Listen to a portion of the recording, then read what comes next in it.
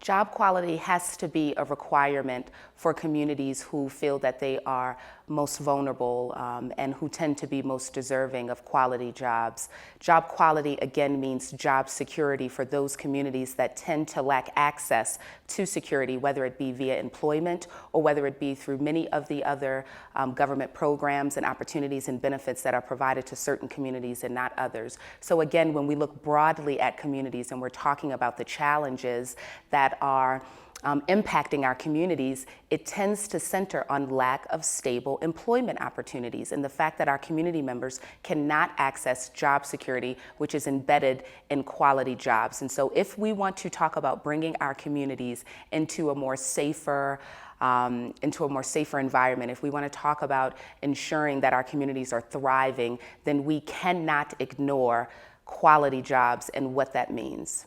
The Job Opportunities Task Force, our mission is to help low-wage workers advance to high-wage jobs. And we do that through eliminating educational and employment barriers.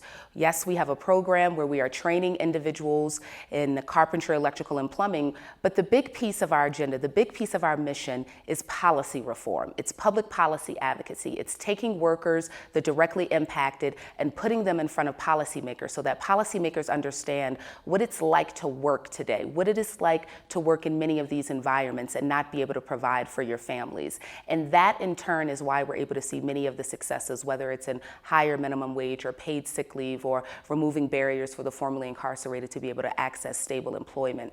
So our organization is very adamant and is very steadfast in ensuring that our policymakers and our business leaders and our government officials are very clear about what our workers are having to navigate each and every day and how we can reform our systems in a way so that quality jobs and job security is not a second thought.